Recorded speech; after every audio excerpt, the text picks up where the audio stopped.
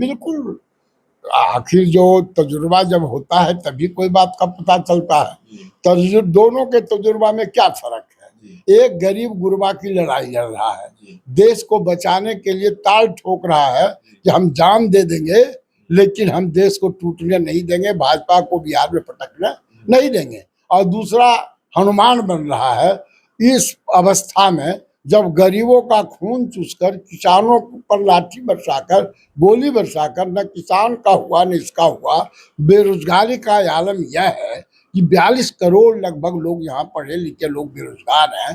रोजगार की बात खत्म कर दिया, रोजगार सृजन की बात करते थे, खत्म। सबका साथ सबका विकास, मुट्ठी भर लोगों का साथ विकास हुआ और पूरे देश का साथ लिया। अंबानी अदनानी ऐसे 18। नीतीश कुमार ने कल कहा अपनी एक चुनावी सभा में, दनियावा में शायद उनकी कोई चुनावी सभा थी रविशंकर प्रसाद के पक्ष में, उन्होंने कहा कि नरेंद्र मोदी फिर से मुख्यमंत्री बनेंगे। बड़ी चर्चा है, जुबान फिसल गई या जो भी बात हो, लेकिन बहुत चर्चा है इस बात की कि मोदी को फिर मुख्यमंत्री बना रहे हैं नीतीश कुमार। अब सवाल है कि जब मोदी जी ने नीतीश बाबू को पागल बना दिया तो अगर इन्होंने फिर से मुख्यमंत्री बनाया तो कौन गतिया? आप कह रहे हैं नीतीश कुमार को मोदी ने पागल बना दिया? हाँ बिल्कुल। आज के तारीख में नीतीश बाबू ऐसा पढ़ा लिखा लोग, कर्तव्यनिष्ठ, विकास पुरुष, भाई भतीजा से कोसों दूर, भ्रष्टाचार से कोई वास्ता नहीं। और उस व्यक्ति को आज इस अवस्था में किसने पहुंचाया? आपको याद होगा मोदी जी ने कभी कहा कि इसका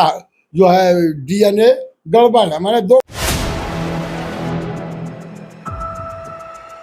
आप देख रहे हैं 4 PM और मैं हूं अभिषेक मिश्रा। देखिए इस वक्त हमारे साथ आरजेडी के फायर ब्रांड नेता, पूर्व विधायक सतीश कुमार मौजूद हैं। अब फायर ब्रांड नेता इनको हम क्यों कहते हैं आप भी जानते हैं।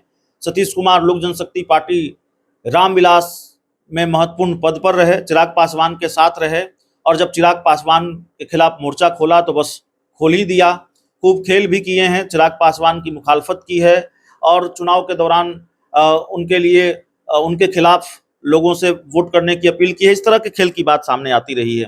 लेकिन चिराग पासवान की बात तो हम करेंगे इस वीडियो में सतीश बाबू, लेकिन प्रधानमंत्री नरेंद्र मोदी की बात करेंगे आपसे। आप आरजेडी में शामिल हो गए हैं और प्रधानमंत्री नरेंद्र मोदी कह रहे हैं कि तेजस्वी यादव को जेल जाना होगा। हेलीकॉप्टर का चक्कर जैसे ही खत्म होगा वैसे ही तेजस्वी यादव जेल जाएंगे। जेल जाने का क्या कारण है तो बताएंगे। केजरीवाल साहब को भी जेल ले गए। हम नहीं समझते हैं कि आज तक कोई भी कारण जेल ले जाने का, उन पर FIR करने का कोई ठोस सबूत नहीं मिल सका। फिर भी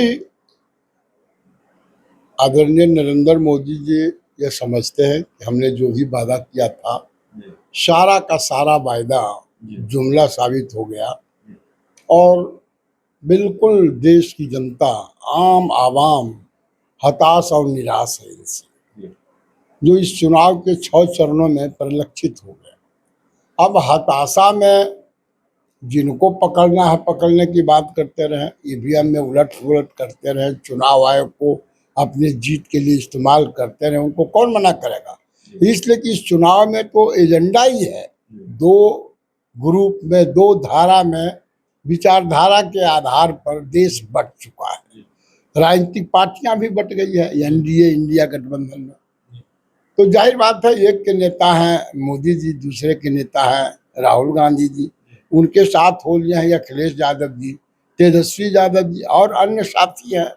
और उनके साथ मोटे तौर पर 2-3 आदमी हैं, नीतीश बाबू हैं, चिराग पासवान हैं, और तो कोई वैसा नजर भी नहीं आता है। तो उनका हताशा का निशानी है कि जेल जाएंगे। जेल जाएंगे कि क्या जाएंगे, हम तो उस नौजवान पर गर्व करते हैं जिस नौजवान ने चचा को जाने के बाद, बीजेपी के साथ जाने के बाद, जब देश के सामने यक्ष प्रश्न था कि क्या इस देश की जनतंत्र बचेगी, संविधान बचेगा, आरक्षण बचेगा, कौन मोर्चा संभालेगा बिहार में। आदरणीय लालू प्रसाद जी एक समय था जब मोर्चा नहीं संभाला बल्कि उन लोगों को लोहे का चना चबा दिया, भाजपाइयों को, दंगाइयों को। लेकिन आज कौन संभालेगा। हमको खुशी है इस बात का कि उनका सुपुत्र वर्दी सन ऑफ वर्दी फादर तेजस्वी जी ने जिस तरह से विधानसभा में चचा को जाने के बाद पूरे बिहार को भरोसा दिलाया, हम निश्चिंत हैं वह आदमी न झुकेगा और न डरेगा। और किसी भी तरह से मैं समझता हूँ कि आज तक जितने लीडर बिहार में हुए उन तमाम लीडर से इनका केमिस्ट्री अलग है। युवा नेता तो चिराग पासवान भी हैं, उनकी पार्टी के लोग भी कहते हैं आप भी उनकी पार्टी में रहे हैं, चिराग पासवान मुख्यमंत्री बनेंगे बिहार के। बिल्कुल, आखिर जो तजुर्बा जब होता है तभी कोई बात का पता चलता है। दोनों के तजुर्बा में क्या फर्क है? एक गरीब गुरबा की लड़ाई लड़ रहा है, देश को बचाने के लिए ताल ठोक रहा है कि हम जान दे देंगे लेकिन हम देश को टूटने नहीं देंगे, भाजपा को बिहार में पटकने नहीं देंगे। और दूसरा हनुमान बन रहा है इस अवस्था में जब गरीबों का खून चूसकर किसानों पर लाठी बरसाकर गोली बरसाकर न किसान का हुआ न इसका हुआ। बेरोजगारी का आलम यह है कि 42 करोड़ लगभग लोग यहाँ पढ़े लिखे लोग बेरोजगार हैं।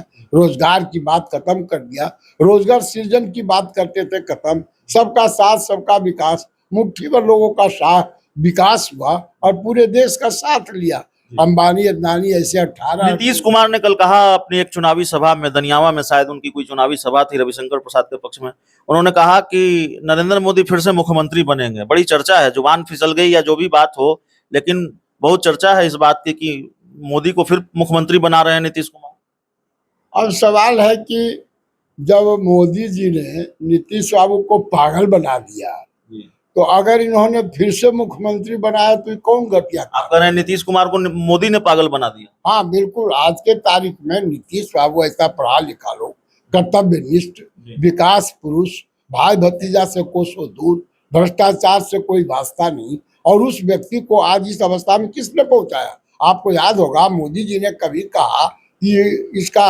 जो है डीएनए गड़बड़ है, मैंने दोगला है, पूरे समाज हमारे समाज को गाली दिया।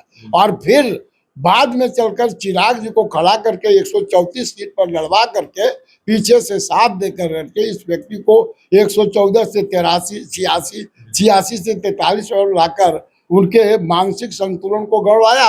यही कारण है कि विभिन्न दलों के साथ समझौता किया। फिर अंतिम में जिस तरह से देश के 2 मुख्यमंत्री को जेल के अंदर बंद किया बिना कारण का, और चुनाव जैसा महापर्व में चुने हुए प्रतिनिधि को जेल भेजना कहाँ तक सही है जनतंत्र में? एक आखिरी सवाल, इसका एक जवाब बता। तो नीतीश बाबू को भी उस समय जो आरजेडी में गए, आरजेडी के बाद फिर वहां गए, प्रेशर में ले जाया गया, सृजन घोटाला कांड का डर दिया गया, यहाँ बच्ची होम शेल्टर कांड का हवाला दिया गया, उनको जेल ले जाने की तैयारी पूरी हो गई है, अगर नहीं जाइएगा, डर से उग गए। जाहिर बात है वह अंदर से साफ आदमी है और इस तरह के सफोकेशन में मानसिक संतुलन खोया है। अब उसको कमल छाप लेके घुमाते हैं, कहाँ तक ये न्याय संगत है? सतीश बाबू, एक आखिरी सवाल है, आरक्षण के मुद्दे को भी आप लोगों ने खूब भुनाने की कोशिश की है, लालू यादव ने, तेजस्वी यादव ने, आरजेडी ने, और चिराग पासवान के एक बयान का हवाला बार बार आप लोगों ने दिया कि चिराग पासवान ने कभी कहा था कि संपन्न दलितों को आरक्षण छोड़ देना चाहिए। हालांकि चिराग ने कानूनी कार्रवाई की बात भी कही तेजस्वी के खिलाफ। अब चिराग पासवान के एक और बयान जो मीडिया रिपोर्ट्स के हवाले से हम देख रहे थे, उन्होंने कहा है कि मैं अपने पिता की कसम खाता हूं जब तक मैं रहूंगा आरक्षण खत्म नहीं होगा। इस तरह की बात उन्होंने कही। किसने कहा? चिराग पासवान ने कहा है। अब देखिए, चिराग जी तो बोले थे कि हम नया बिहार बनाएंगे, नीतीश को हटाएंगे, और नीतीश एकमात्र उनका एजेंडा था। हमसे ज्यादा चिराग जी के साथ कोई मंच साझा नहीं किया है। हम उनके लिए 500 से ज्यादा छोटी छोटी मीटिंग किया। अगर 17 को मीटिंग हुआ टोटल बिहार में बड़ी बड़ी उनके दल का, उनके जनधार बढ़ाने के लिए, उसमें 10 रैली हमने करवाया था। तो वो क्या बोलते हैं, उनका था कि बिहारी फर्स्ट, बिहार फर्स्ट होगा। कहाँ चला गया बिहारी फर्स्ट, बिहारी फर्स्ट? और जब से वो गए नीतीश बाबू के साथ, यहाँ दर्जनों नहीं सैकड़ों दलितों पर अत्याचार हुआ, सैकड़ों बेटियों के साथ अनाचार दुराचार हुआ, लेकिन कहाँ, अब तो जवान उनका बंद हो गया। और इस चुनाव में जनता उनका जवान बंद कर दिया। वो क्या बोलते हैं, हमारे ऐसा लोग कुछ नहीं हमने मांगा था, लेकिन कितना व्यवहारिक थे आप समझिए। हम बात नहीं, मिलना हमसे नागवार हुआ, और किसी कार्यकर्ता को टिकट नहीं दिया। लोग बोलते हैं क्या गलत तरीका अख्तियार करके धन कुबेरों को टिकट दिया गया। वैसे लोग अशोक जी जो इनके पार्टी को तोड़ा था, इनके घर को बर्बाद किया, इनके एकलौता विधायक को तोड़ लिया, उनकी बेटी को 23 वर्षीय बेटी को टिकट दे दिया जो कहीं से डिजर्व नहीं करती थी। तो इनका क्या है नहीं है समझ लिया, और नतीजा इनको बता देगा कि गलत का अंजाम गलत होता है। तो चलिए, इस वक्त हमारे साथ सतीश बाबू थे, पूर्व विधायक और अब आरजेडी के नेता हैं और फायर ब्रांड नेता हैं। इस पूरी रिपोर्ट में इतना ही। बहुत बहुत धन्यवाद।